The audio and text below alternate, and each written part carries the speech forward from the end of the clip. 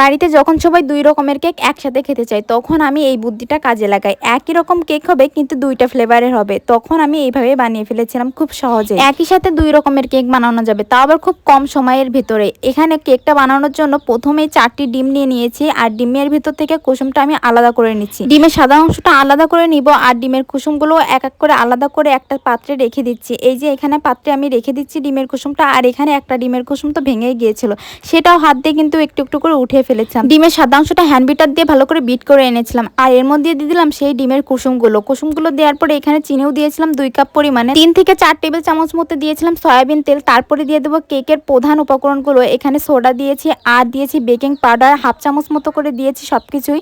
এবার এটা ভালোভাবে মিক্স করতে হবে। আর এখানে দিয়ে দিচ্ছি ময়দা। আমি চামচে করে 4 থেকে 5 বার করে এই ময়দাটা আমি দিয়ে দিব এক এক করে, আর একটু একটু করে দিব, আর এটা মিশিয়ে নেব। এই কাজটা কিন্তু খুব সাবধানেই করতে হবে, একটু একটু করে ময়দা দিতে হবে, আর এটা ভালোভাবে মিক্স করে নিতে হবে। একসাথে বেশি করে ময়দা দেওয়ার কারণে কেকের এই ফোমি ভাবটা কিন্তু কেটে যেতে পারে, আর এই কেকটা কিন্তু নাও ফুলতে পারে, শক্ত হয়ে যাওয়ার সম্ভাবনা থাকে। তাই জন্য এটা খুব সাবধানে করতে হবে। এখানে কেকের ব্যাটারটা আমার তৈরি করা হয়ে গিয়েছে। এখন অর্ধেকটা ব্যাটার আমি আলাদা একটা পাত্রে উঠিয়ে রাখলাম। এই অর্ধেকটুকু ব্যাটার আমি উঠিয়ে রাখলাম। এই অর্ধেকটুকু ব্যাটার দিয়ে তৈরি করব ভ্যানিলা কেক। তার জন্য এর মধ্যে দিয়ে দিলাম ভ্যানিলা এসেন্স। এবার এটা ভালোভাবে মিক্স করে নিব।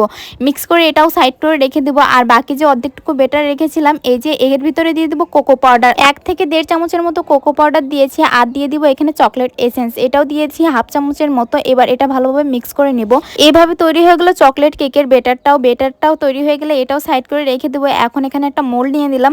মোল্ডের ভিতরে একটু তেল ব্রাশ করে দিয়েছি, আর এরপরে একটা পেপার দিয়ে দিলাম যাতে এটা উঠাতে সুবিধা হয়। আমি যেহেতু 2 রকমের কেক একসাথে বানাবো, তার জন্য এখানে কেকের ব্যাটারগুলো এক এক করে সব পরপর দিয়ে দিব। এখানে সবার প্রথমে দিয়ে দিলাম চকলেটের ব্যাটারটা, তারপরে দিয়ে দিব ভ্যানিলার ব্যাটার।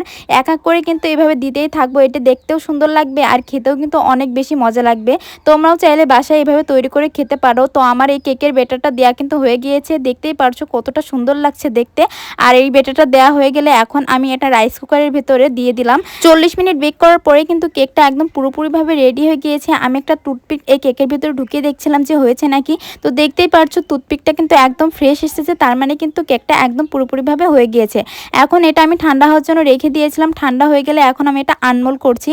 ছুরি দিয়ে চারি সাইড দিয়ে একটু কেটে কেটে নিচ্ছিলাম যাতে এটা বের হতে সুবিধা হয়। দেখতেই পারছো কেকটা কতটা বেশি পারফেক্ট হয়েছে। কেকের তলের সাইডটা কিন্তু একটু পুড়েও যায়নি, একদম পারফেক্ট হয়েছে। আমি এখানে কেকটা একটু কেটে দেখাচ্ছি। কেকটা কিন্তু অনেক বেশি সফট হয়েছিল, আর খেতে তো অসম্ভব মজা, এক কথায় অসাধারণ। যে কেউ এই কেকটা বানাতে পারো। আমার মতো তোমরাও যদি 2 ফ্লেভারের কেক একসাথে খেতে চাও তাহলে এইভাবে তৈরি করে খেতে পারো। দেখতেই পারছো কেকটা কতটা বেশি সফট হয়েছে, আর কতটা সুন্দর লাগছে দেখতে।